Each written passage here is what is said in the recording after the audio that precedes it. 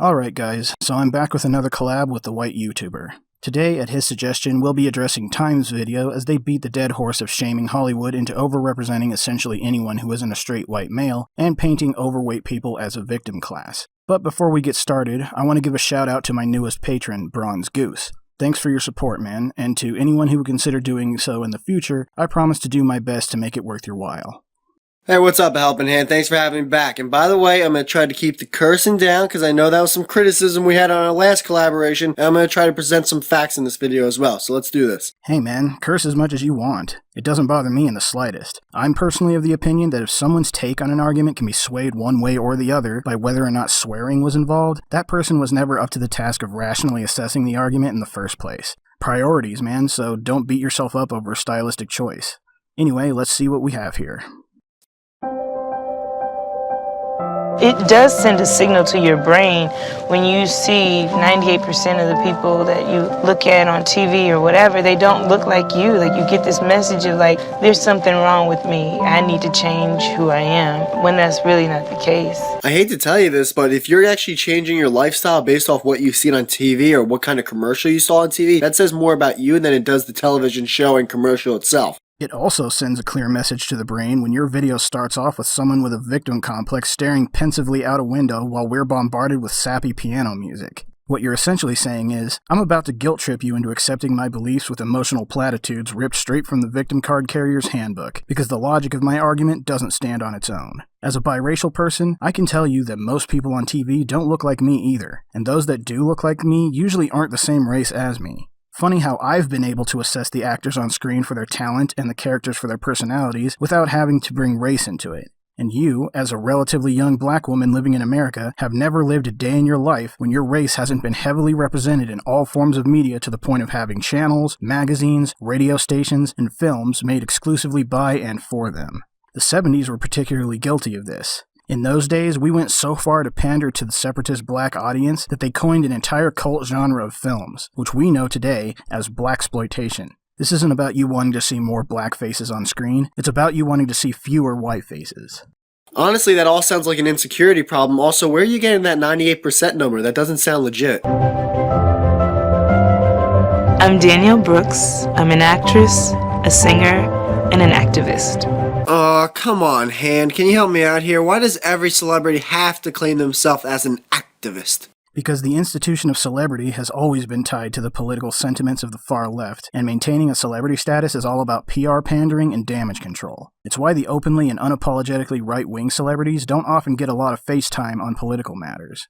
The rest think that if they can win enough sympathy points from the younger viewers setting the trends, they can in turn expand their expected lifetimes of their careers and social relevance. Especially with a name like hers, which isn't recognized on merit alone. Honestly, it's why I believe that most of these activists don't believe half of the crap that come out of their mouths. They just see it as the most effective way to keep their bank accounts fat and their agents happy.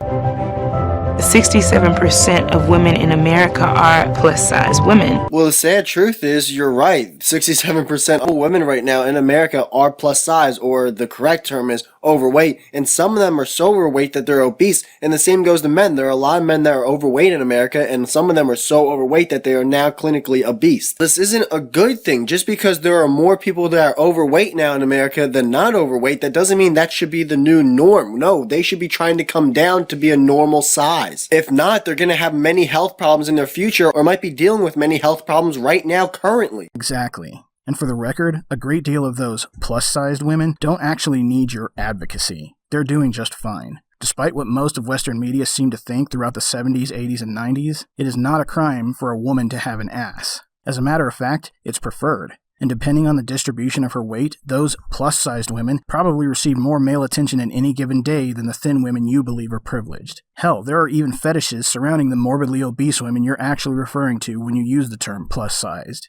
And while being fetishized may not be ideal, the point is that you're still desired all the same, even if it is of no benefit to your time on screen. Yet still, there are no male equivalents of the human zeppelins taking to the stage to try and shame everyone into seeing men as handsome at any size, not even in your own movement's body positivity campaigns. You would be hard-pressed to find a decidedly fat male actor who didn't have to be hilarious, talented, or both to make up for their lack of sex appeal. And yet, somehow, you still think that it's only women who are being oppressed in this way. but only 2% are represented in media. Yet again, you're going back to that 98%, 2% kind of thing, and I'm trying to look up that statistic and it seems very vague. Still, even if that stat was 100% true, wouldn't you want the media to portray a healthy lifestyle? Wouldn't you want them to look healthy and not overweight? That should be one of your goals as a human, to not be overweight, to live healthy, to live longer. In a sane world, yes, that's exactly what they would want. But in a world that is more and more dominated by feels over reals, and when it is infinitely easier to browbeat people and call them bigots for not finding you attractive rather than getting off your fat ass and putting the work in to be healthy, what we end up with is a tidal wave of entitled snowflakes with a picket sign in one hand and a Cinnabon in the other. In a sane world, the buzzword fat phobia would be laughed at, let alone receiving the insane amount of applause that it has in recent years. And the most infuriating part of all of this is that none of them realize just how little their unattractiveness is down to their weight and how much of it is actually due to their entitled, toxic attitudes. The girl I find myself unable to get over is by no means petite. In fact, she's very self-conscious about her weight. Yet I find her to be the prettiest girl in the world all the same, and it is in no small part because of her kind heart and her sense of humility. I wouldn't change a thing about her, yet you could turn most of these nagging bitches into supermodels overnight and I still wouldn't want anything to do with them. And that would be an interesting experiment, honestly, if it could be done, just to see how quickly they would abandon their disdain of Hollywood beauty standards the moment they possess and benefit from them. Which is cray-cray. For me, I just want to remind young girls, you can achieve whatever you want being who you are. Yes, the key word there being who. Roseanne Barr was never centerfold material as far as I know, but she was and is a legendary comedian. And it has nothing to do with the way she looks. Had her career started in the past few years, you people would sooner see her marching alongside you and touting your same entitled, body-positive attitude until it ruined her because people would be too tired of listening to her preach to even bother listening to her jokes. You think you're helping, but the reality is that you are doing far more damage than good, even for the people you say that you're advocating for. Not to mention all the times you would have definitely fucked up her weight loss along with all of the positive effects it had on her life. The sad thing about all this, Han, is that when you're overweight, you're at risk for many type of health ailments like heart disease and stroke, high blood pressure, diabetes, cancer, gallbladder disease, breathing problems and sleep apnea, things that affect you on an everyday life. See, being overweight is not the right thing to do if you're trying to live healthy. And if you're overweight, you're not going to be able to do everything in this world. I think it's so important to surround yourself with people that are moving us forward in Hollywood, in America, with the stories that they're telling.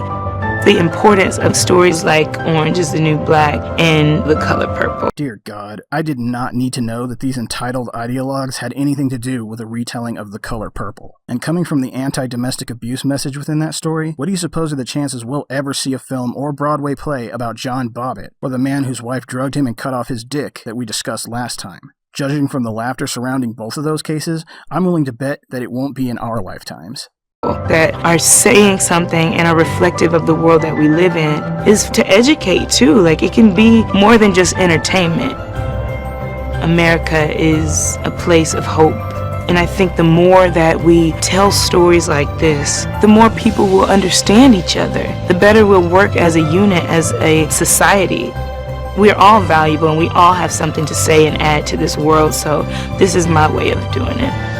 Listen, you're right. We all have a voice, and no one's saying that we should quiet overweight people. No one's saying that we should just put a muzzle on people who are fat and go, their opinions don't count. But we can't deny facts that being overweight is an unhealthy lifestyle. To be obese, to be fat, to be an XL size or a plus size woman is not a healthy lifestyle. The amount of ailments and diseases that come with being overweight proves that it is not a good thing to be fat. Hopefully that's a message we can spread so that way people can live a healthy lifestyle, live longer, and live happier lives. That's exactly right.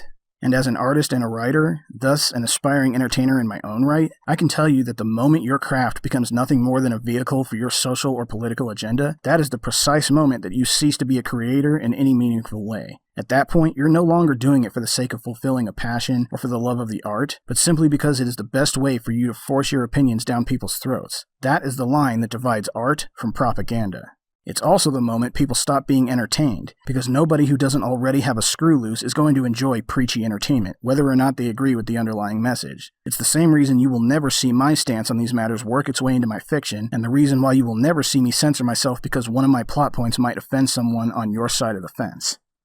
Hey, listen, A Helping Hand, thanks so much for having me do this video with you. I was really happy that we got to do a second collaboration. I remember the first collaboration. You know, I did feel like at the end of the day, I didn't add much to it, but that was honestly because I saw that you added so much that I was just there for comic relief. So I'm happy I can share my opinion on this one, present a couple more facts, and still add my brand of humor, even though I try to keep it nice and cut and dry. That's it, guys. If you want to come to my channel, I'd really appreciate it. I'm really trying to kick up this channel and make it something, you know? So that's it. Later, bye. Thanks, A Helping Hand. White YouTuber out. No problem, man. It was a pleasure as always. It takes all kinds to win this argument, and like I said, I'm not exactly a comedian. Plus, I'm a bit older than you and don't really have that same energy, so that might have something to do with it as well. You show tremendous potential, and I'm more than happy to help you realize it in any way that I can, even though I still have much to learn myself.